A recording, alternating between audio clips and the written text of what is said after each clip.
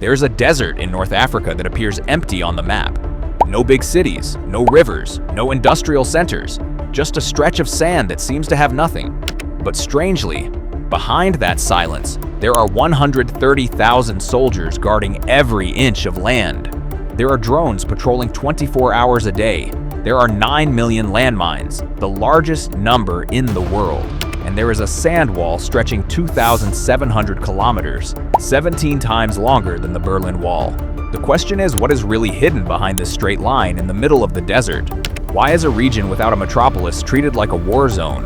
What is rarely discussed is that this desert is no ordinary desert. It holds something that makes major countries willing to turn a blind eye to a nation still waiting for its rights.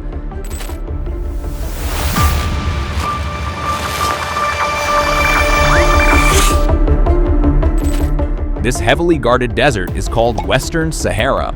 On the UN political map, this region still has the status of a non-self-governing territory, a euphemism for a colony that has never determined its own fate. And behind that status, there is one nation that should be the host on this land: the Sahrawi people. They are the indigenous people of Western Sahara, a nomadic tribe that for hundreds of years has lived by herding, moving with the seasons, and preserving their identity amid the harshness of the desert. They are not Moroccan, nor are they Algerian. They have their own language, their own culture, and a history distinct from the countries around them. Since the 1970s, the United Nations has promised them one simple thing: a referendum to determine whether they want independence or not. But that promise never came. As time passed, this desert became one of the most contested territories in North Africa, from phosphates and fisheries to large energy projects that quietly support the economies of other countries. Western Sahara is not just a dispute, it is an example of how a nation can survive, even though the world seems to have forgotten that it exists.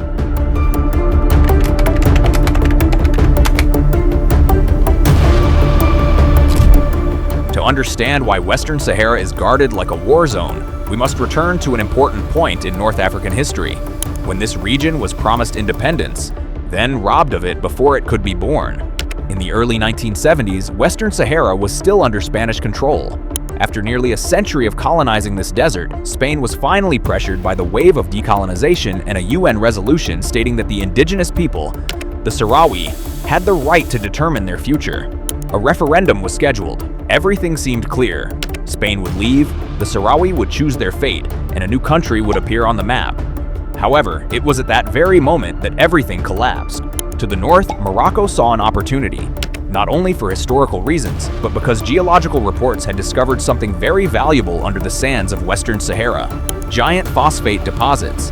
In fact, these deposits are among the largest in the world, the basic ingredient of fertilizers that sustain global agriculture.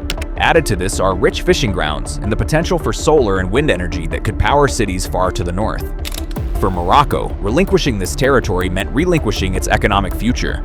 For Western countries, especially those hungry for phosphate and in need of new energy routes, supporting the referendum meant taking the risk of losing access to lucrative resources. So when Spain wavered, a secret deal was struck. Instead of a referendum, there was a division of territory behind closed doors. Morocco entered from the north, Mauritania from the south, and Western Sahara, which should have been independent, simply disappeared from the course of history. This is where a conflict began. A conflict that forced hundreds of thousands of Sahrawis to flee, divided families for decades, and placed this desert under the largest military occupation in North Africa.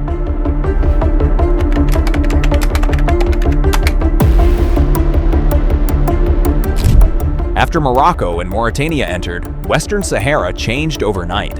For the Sahrawi people, who had lived nomadically in the desert for generations, this occupation came like a storm without warning.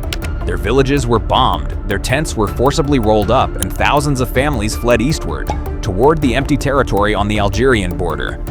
In that chaotic moment, a force emerged that would become the center of resistance: the Polisario Front. This movement was formed by young Sahrawis who refused to give up without a fight. Small at first, it quickly grew into a guerrilla force capable of forcing two countries, Morocco and Mauritania, to wage war against them in the open desert. Mauritania was the first to fall. In 1979, the country was economically bankrupt and its military was no longer able to hold out. They surrendered, withdrew from Western Sahara, and recognized the Sahrawis' right to the territory. But not Morocco. Morocco did the opposite. It doubled its military strength, moved massive numbers of troops, and established defense posts deep into the desert, not just to defend, but to lock down any movement by the Polisario and refugees. And this is where the most ambitious military project in modern Africa emerged, a 2,700-kilometer sand wall filled with landmines and guard posts, a border that has separated families for decades. The wall is not just a physical barrier, it is a symbol of one message. Western Sahara is no longer a land for its people, but an economic and geopolitical stronghold that Morocco must defend at all costs. Behind this wall of sand, the conflict entered a new phase. A guerrilla war unseen by cameras, unreported by international news, and never truly over.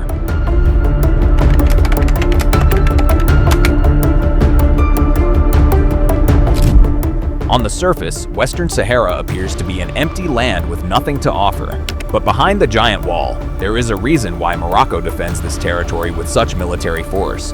Resources that are coveted by the world. The first is phosphate. Here in the desert stands the Boukraya mine, one of the largest phosphate deposits on the planet. Phosphate is a key component of agricultural fertilizer. Without it, modern agriculture would collapse, and the world knows it. In a single year, the phosphate transported from this desert is worth hundreds of millions of dollars, while the indigenous people living in the occupied territory live in deprivation. Most of the profits flow to Morocco's economic elite and the foreign companies that work with them. Sahrawis are rarely prioritized as workers, rarely enjoy the economic benefits, and are almost never involved in decisions concerning their own land. It's not just phosphate. The waters of Western Sahara are one of the richest fishing zones in North Africa, according to Western Sahara Resource Watch. Large European vessels operate there under controversial agreements that have been repeatedly protested because they consider the region part of Morocco. Ironically, in 2020, the waters of Western Sahara supplied the majority of Morocco's fisheries. About 73% of all fish caught on the country's coast come from the waters of Western Sahara. Even when calculated by value, the region remains dominant. More than 63% of the total national catch value comes from waters that are not legally part of Morocco. Then there is energy. Western Sahara has stable sunshine and wind throughout the year. Large energy projects, giant solar panels and wind turbines have been built to supply electricity to the north. Ironically, many Sahrawi villages in the occupied territory suffer from repeated power outages. All of this is united by one pattern. A territory that should be independent has been turned into an economic machine for others, and the greater the value it contains, the stronger the military grip that protects it. This conflict is not just about maps and historical claims. It is about who has the right to enjoy the fruits of this rich land, and who was forced to live behind a wall of sand.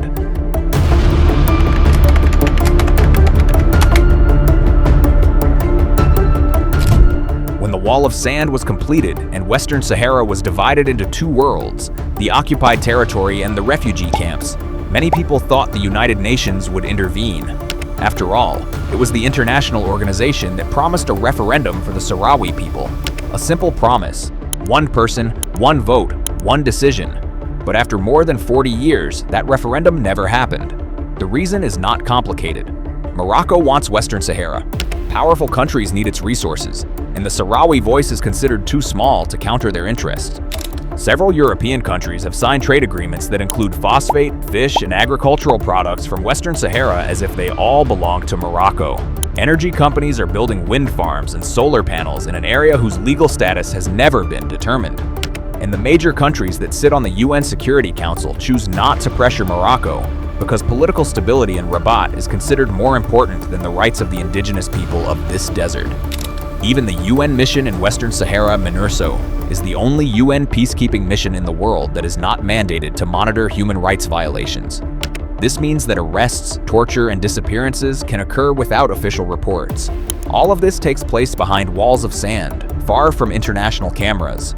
Indeed, more than 40 countries have recognized the Sahrawi Republic as an independent state, some in Africa, some in Latin America. However, this recognition has gradually weakened as diplomatic and economic pressure has been exerted by more powerful parties. Ultimately, the Sahrawis' legitimacy is more fragile at the international table than in the desert where they have survived for decades.